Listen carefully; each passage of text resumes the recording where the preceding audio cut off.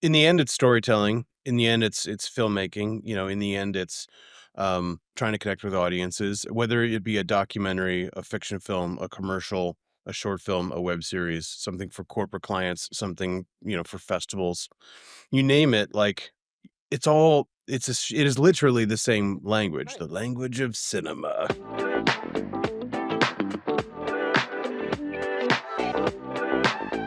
Hey, welcome to the Bottle Rocket Media Finally podcast. Really excited to chat today with our guest, Jack. Jack, why don't you introduce yourself? Happily. Um, Jack Newell. I'm a filmmaker. I do commercial work. I do also features and some television. I would also say that I'm a writer, producer, director. Sometimes I've also acted. You've done it all, and I think that's why I was most excited to chat with you. We met while you were at Second City Works. Is that how we met initially? That's right. You and I got together on that one because we were doing a very large shoot that was a little bit outside of the. It was the biggest thing they had ever done, and that we just needed. Also, they needed outside help, so and we got connected with you guys, and we worked on that. That was the Radical Candor sort of. It was like it was a feature basically. We shot like 90 pages. It was so much. Yeah. What was it? 4, 5, 6 episodes at the end, 10, 12 minutes each. Yeah, yeah, There's some real names in it. David yeah, Allen Greer was in it, a couple other great yeah, people, yeah. That's but it great. was a ton of fun. We kind of took over a whole floor and for a week or two, That's right. as you mentioned, the different types of stuff you direct. In my mind, you're the only working full-time director in the city of Chicago who literally their job is director. How do those different types of work feed each other creatively or not at all? In the end, it's storytelling. In the end, it's filmmaking. In the end, it's trying to connect with audiences, whether it be a documentary, a fiction film, a commercial, a short film, a web series, something for corporate clients, something for festivals. You name it. Like it's all. It is literally the same language, Right. the language of cinema. That's exactly what it is, though. You're right. At the end of the day, you're just telling stories and there's a camera. Yeah, and so, actually, I remember I was on a f I was doing 2 films. One was I got hired to direct a film called Hope Springs Eternal. It was like a teen coming of age movie that we shot in Chicago. That would have been 2016, 17, somewhere in there, and I got hired sort of last minute, and we were doing it, and then we were editing it during the day, and then I was also working on my documentary about the chef, the one that ended up being called 42 Grams, and so during the day, I was editing the kid, the teen coming of age movie, and then at night, I was editing the chef documentary, and I found it to be incredibly, additive. Like, I just because sometimes when you're making films, you can get a little bit, like, up your own butt, Yeah. and you just start taking it so precious, and the other one was, like, a work for hire. I cared about it. I tried to make it as good as I possibly could, but I was ultimately just hired to do it. And so, in the day, that sort of the experience of working with that and, like, seeing how that editor's problem solved, then I could take that into nighttime when I was working with my other editor, and I found it to be really good, and I've actually tried to, like, emulate that sort of style of, like, if I can get projects to sort of double up, they sort of speak to each other in a really cool way, and then sometimes it happens, like, I'll be writing while editing or shooting while writing, so it's like it's always nice to I think for me to be doing all these different things. It sort of it gives you I think one of the other things that's hard or things we're always trying to do is like have perspective on your work. And so when you're maybe doing more than one or you have something else going, it allows you the opportunity for perspective because I think perspective is like it's impossible to teach. I don't know if they wouldn't teach it at film school, but it's like the number one thing like you learn as you start to work more is like how do you get And perspective? sometimes perspective is just distance, and distance is time. And it's Yeah. just, if everyone can put away that scene or that film and put it in a drawer for 6 months and come back, everybody would say it's different. Well, and I also think it's the project and sort of maybe the creative problems that you're running into, but it's also the team that you're making it with. And sometimes just like teamwork makes the dream work, but also teamwork is hard. So like sometimes you might be working on something and you get entrenched on a position or a point of view or how you're looking at it. So perspective can be like, how do I see it from my other collaborators' perspectives to understand where they're coming from? And that is another thing that can be helpful too, because they might be like, pushing you in one direction that you're like, "Oh, I don't wanna do that," or whatever, you fight it, and then having sort of reapproaching the problem with a new, perspective, distance, as you said, it can be really helpful as well. When a project first begins, what's the first thing you're trying to figure out creatively, to make sure you're in sync with the production company, the producer, Yeah. the person you're telling the story about, the doc subject, et cetera, et cetera? I think number 1 is I mean, a lot of the process to get the job is you have to pitch your sort of vision for things. But I think number 1 would be I'm either secretly or overtly trying to just get in tune with the team, like, whether it's the client, the creatives, like, what are the comps, like, what are they looking for, like, what do they see this as, like, creating that sort of thing so it's like, "Okay, now I know where they're coming from to understand the creative choices that they wanna make." So I think it's about, like, aligning wavelengths to be woo woo about it and to make sure it's like, am I seeing what you're seeing?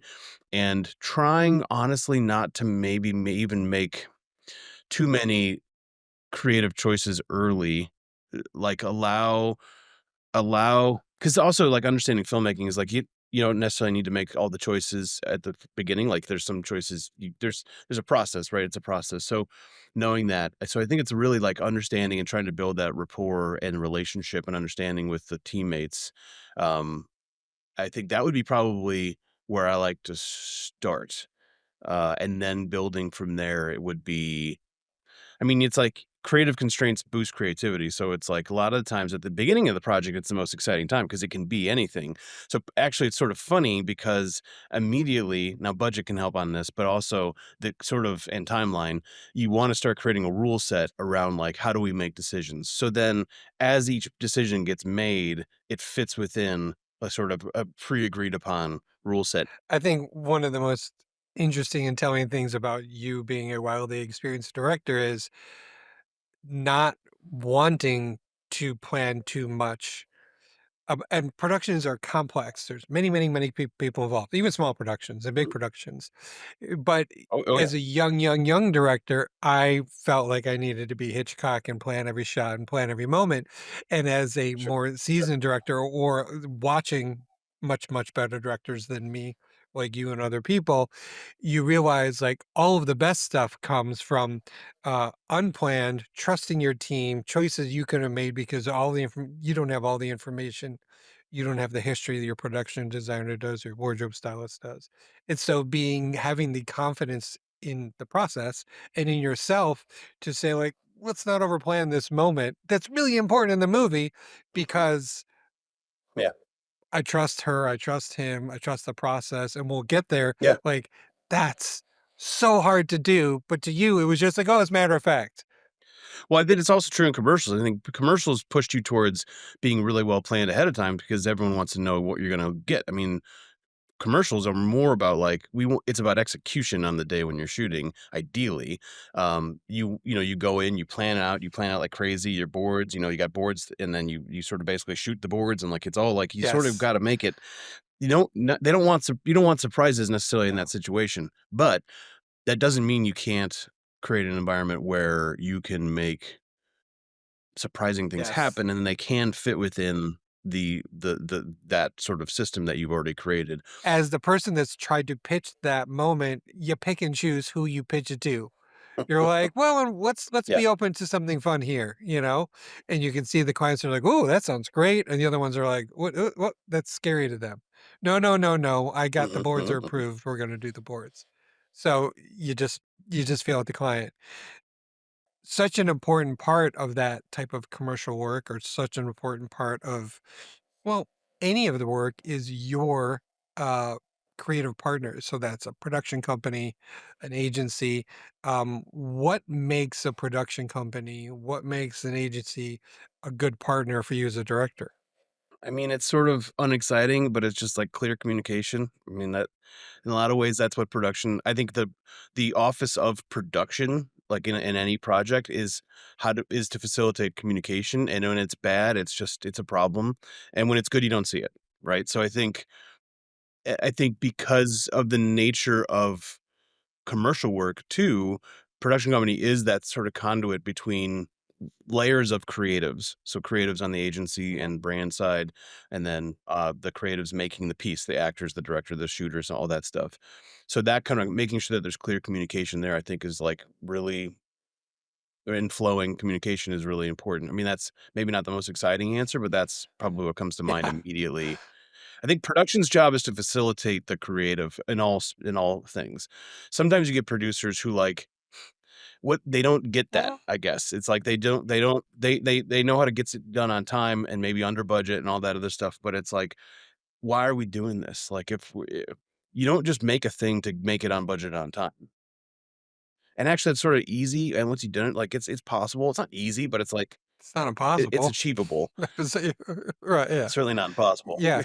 And clear communication doesn't mean just saying yes to everything that the director wants. It's saying no, and here's why no. Or no, it's no, very, very weird second say. It's like, "No, and have you thought about this?"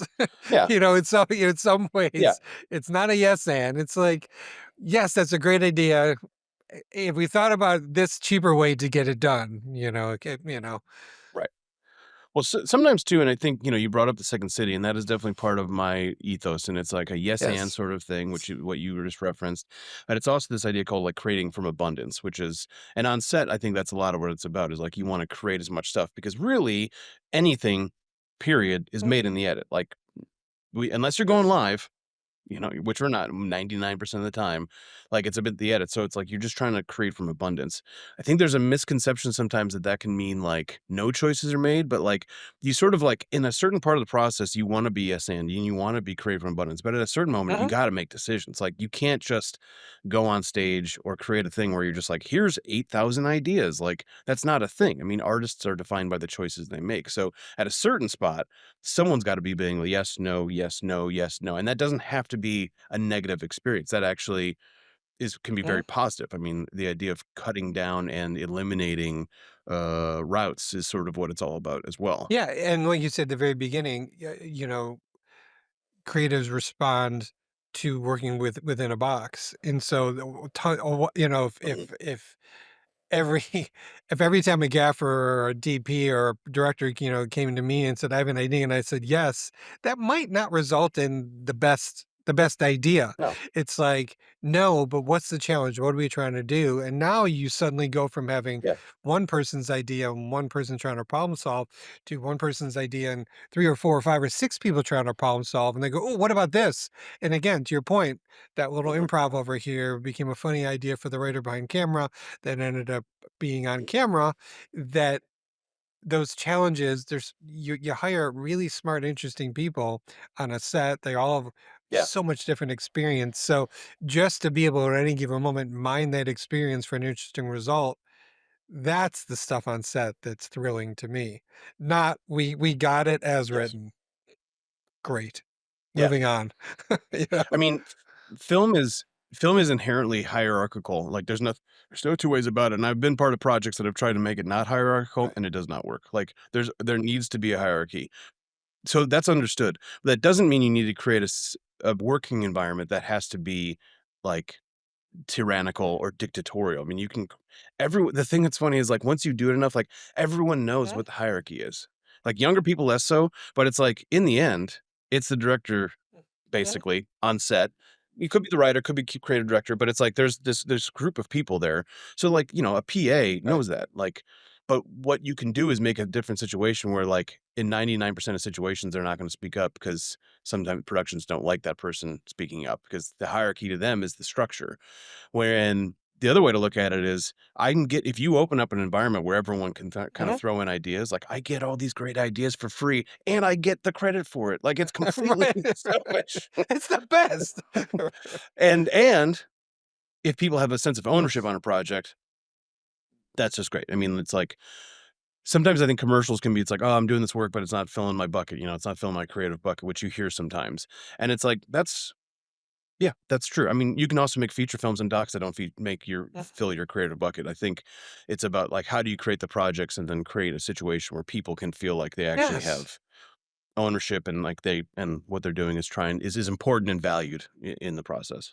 A bad day on set is better than a day anywhere else, and we get to do fun stuff, we get to be in the edit, we get to make all these creative stuff, so just that storytelling as part of our daily job is pretty sweet, so I try to not lose perspective on that and tell the people, when they're looking at something like, hey, could be out there digging ditches, like, look at us, doing Yeah. fun stuff and Yeah. hanging lights and stuff, you know? Totally. Um, when you do work with some clients who aren't really familiar with the filmmaking process, how do you help them feel more comfortable with some creative risk? Is there you got a technique to that, or is it just some of the stuff we talked about? Yeah. That's a good question. I think something that I've seen you do is very, Yeah. very, very well is your calm demeanor on set. Whether you're walking in and grabbing your coffee, or you're looking through sides with actors, or we're talking through a challenge, if you glanced at you through a long lens from afar, you'd be like, it's the same guy, it's the same energy level, it's the same moment. So I Right, think right, that right.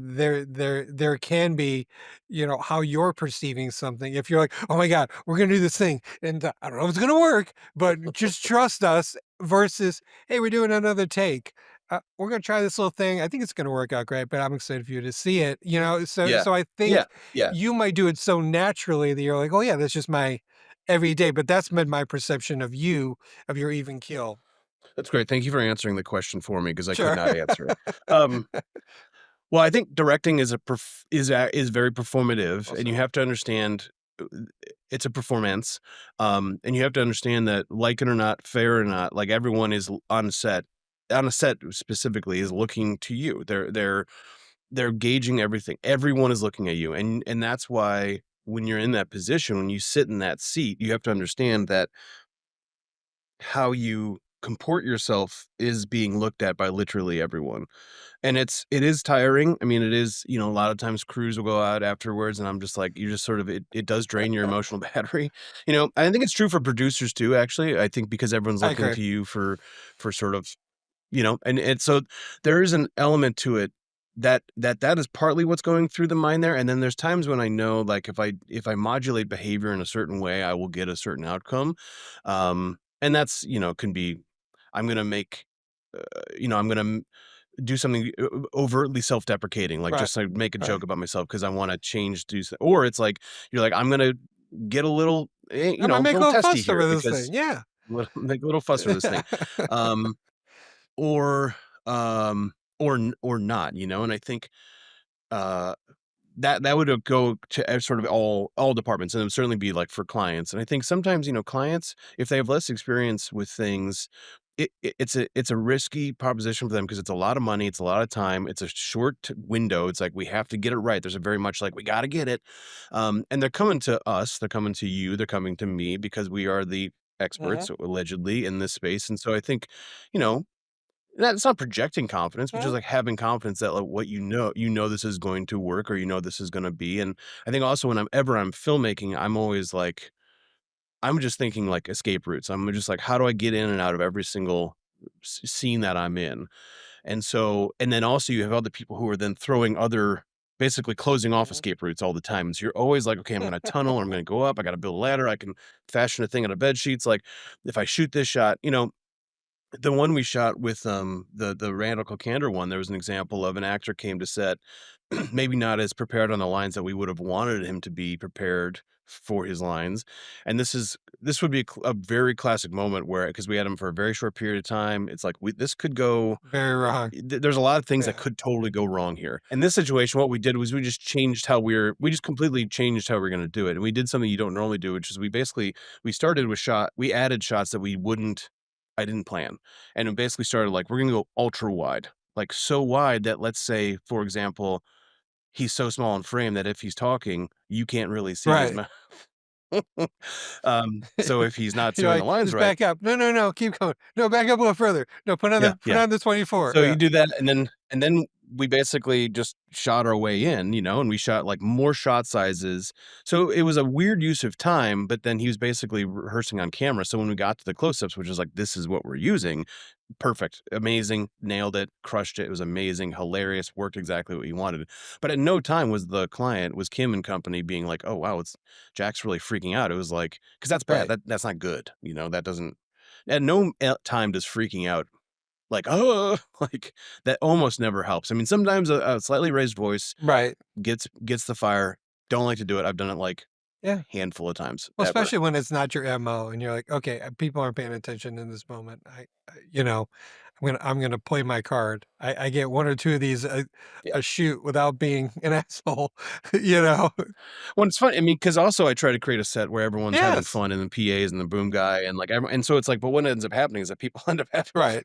fun, and you're just like, Right. hey, we need to work here, guys. Like, we do actually need to like, so I need you to stop talking. I can't hear what this Yes. person's saying to me, you know. So, because film sets should be like a 3 Michelin star restaurant. It's like they should be whisper quiet. Like there should be when you're working, it's just no one's talking. And then when the actors do their thing, obviously that's the people talking. But like otherwise, what I want for a film set is like, I want you to have fun. I want you to have a good time, but it's like it needs Right. to be sort of like very quiet. That's Yeah. best case scenario. Yeah. That's I love hearing that. I love hearing that.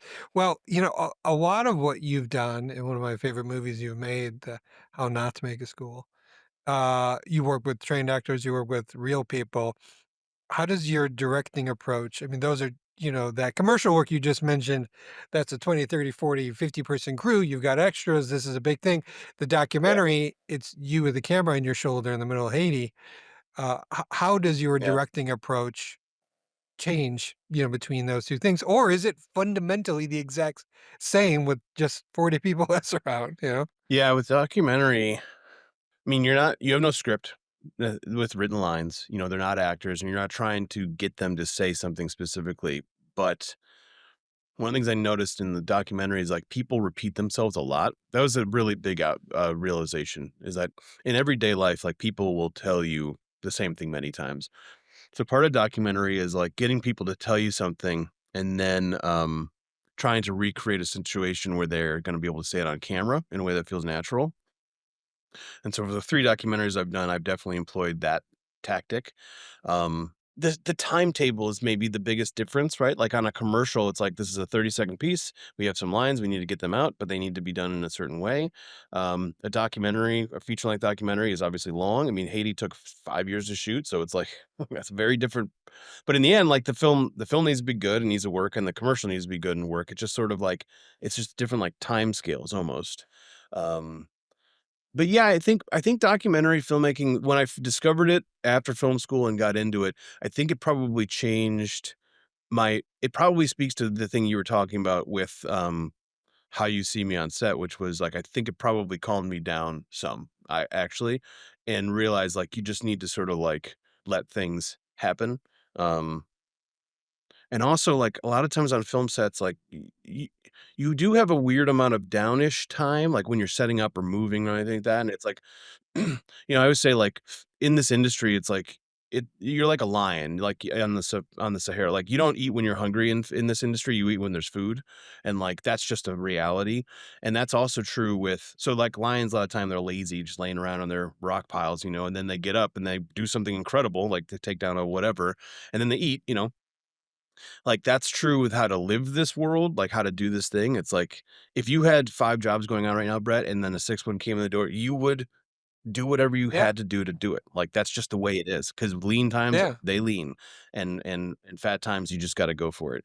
That's also sort of true in how you make films because, like, I can talk to an actor like, an actor who gives me a great performance during rehearsals, like, that's useless to me, like, I need to have it on camera. I need to have when the lights are set up and everything's done and everything's ready to go, and in doc, it's similar because it's like, I sorta need this moment to happen in this setting, in this location, in this sort of context, so it's always like so you're just sort of manipulating all of these things, uh, to get you the image that you want. Yeah. Doc stuff it's so hard. It's so hard, but when it's done but when I it's like it. done well, though, you're Yeah. like, it's not just being in the room. It's so much more to your point. It's how people say stuff, when they say it, knowing their cadence, getting to know your subjects and where they're gonna respond most and what they're all of those things. It's not just, "You were there." Well, if it was only that easy, you know what I mean? Like, you just happen to be there. Why, Yeah. well, The other that's thing that's crazy is, like, with documentaries, how much is unseen. I mean, it's really yes. tip of the iceberg sort of thinking. It's like Haiti Doc, we had 250 hours of footage for a 90-minute movie, like, our shooting ratios that's high, that's, like, a little bit too high, but I just didn't know what I was doing. It's the first doc I'd ever made.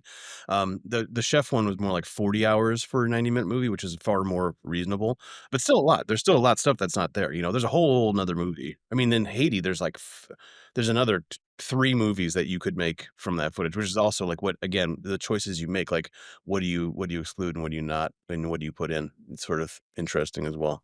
Yeah, for sure. Well, we're both in Chicago. You made a lot of stuff in Chicago. Why is Chicago a good place to make films, TV, videos, docs? You know, why are you still here? Why aren't you in LA, Jack, or New York making movies out there? And Chicago is amazing because it is not a one, a company it's not a one company town. It's Uh-huh. like it's so diverse. Like, you can Yeah. have people that have nothing to do with the film industry that are your friends, and you can, so you can talk to real people on a regular basis, we have we have a robust commercial production world here where people can make, good rates. We have TV shows that come into town and pay, union crews. I have a bugaboo because they don't hire anyone who are the directors from Chicago, but that's a whole another conversation for another day. And we also have a robust independent film community. It's not gigantic, but it is small and mighty, and I think people do support each other meaningfully, and I've been really the benefit of a lot of that support over many years. And we have great cultural institutions here that as well, like whether it be Second City or like, any of these other places in town that are trying to like create a vibe. I think because we're not in LA, the work is a bit more interesting in some ways, because it just is a little bit more open to be it's people who are doing it for love of the game. I think it's people who are doing it also because, yeah, they're making their money maybe somewhere else, and then they can put their heart and soul into this film project that they really care about, as opposed to I'm making this film project for a purely business reason. So it sort of changes that as well, which I think is good. All right, I have just a few rapid fire questions. Okay. Just a few. Best directing advice you ever received? This is lame, but it's you said rapid fire, so I can't think about it too much. It's, Yeah, yeah. Robert Altman. Robert Altman, this is gonna be make it seem like it's a joke, but it's not a joke. Robert Altman was interviewed, he said, "What's the best advice you can give to younger filmmakers?" Robert Altman said, "When you can, on set, take a nap." Oh, I love that. Well, what's worst filmmaking advice you ever got? The worst filmmaking advice I ever got? I don't even know. I probably didn't take it. Yeah, exactly. It's anyone who's prescribing like, being proscriptive or, for a way to make a film, period. Whether it's like, "This is the only way to do it. This is how to do it." I mean, it's like the books, the podcasts, everyone has been like, "Here's how to do it," and it's like, I think every creative problem presents a new way to approach it. So, I was always taught, I know this is rapid fire, but you're gonna get a story anyway, which was like, don't give actors and this is like I'm gonna say something that's gonna be very obvious, like, never give actors line reads. Yeah. Right, that's like directing 101, like, everyone Right. knows that. But I was working with an actor one time, and I was trying to find a way to, like, Not not say give the the line line. read, and she was like, "Just tell me what the line how do you want me to say it?" And I did, and she did it, and it was fine. Yeah. I mean, the spirit of what they're trying to get at is, like, don't treat your actors like puppets. That's good, on Yes. board with that. So, she was in the agency position to be like she had the agency to be like, "You're not what you're saying is not working right now. You can just tell me how you want me to say it." Yeah, So, yeah. What's one mistake young directors make all the time? talk too much. Yeah. And I just have to say talk too much because if I then talk too much after I say that, then that's contradictory. No, but That's again, watching hypocritical. you on set, sometimes as a young director, it's hard not to be like, "Oh, what's that?" and do this. Or as a young director, it's hard not to ask quite too many questions because you don't know anything. "What's that like? Why are you doing that?" But Yeah. sometimes it's just like, be there, listen, give a note, get away. Yeah, yeah. Yeah. Yeah, yeah, that's amazing. I had a directing teacher who was like, "There's you can only the tops you're gonna be able to get an actor to listen to 3 things you say between takes. Like, your direction should be no more than 3 things." And I think that's actually been pretty true. Do this, try this." And that more than that, and you're like, "Well, okay, Yeah, what's going on here?" that's amazing. All right, last question. You know, when you look at where filmmaking is going over the next 10 years, what what most excites you and what most worries you? Probably the same thing, actually. I think, we've in the '80s, '90s, and on, technology changed, and we got cameras in everyone's hands, we have the phones, we got this thing. We figured out the sort of, like, how to make them. We've democratized the making of to a certain extent. I think what we haven't figured out yet is, like, the distribution side of things, and that's where it's, like, full of crisis, but it's also full of opportunity, and I think this is writ large across all of the modes for film, whether it be commercial or documentary or fiction or anything. It's that, like, and I don't know what the answer is yet, and so it's both worrisome, but also, like, if we can figure that out, that would be great. It's a bit vague, but that's where my mind goes. Yeah. I agree. I agree. You've got so much experience in directing. I so enjoy watching you direct and work and appreciate the time outside of projects that we've almost done together any Yeah. number of times, and I'm just just so honored by our friendship and the time you've given us over the years, and I know we'll be working together more, and so I appreciate you and congratulations on Yeah. existing and being a Thanks, man. director all these years, man. You've done really good stuff. Well, I had nothing to do with my existence, so I'll pass that along.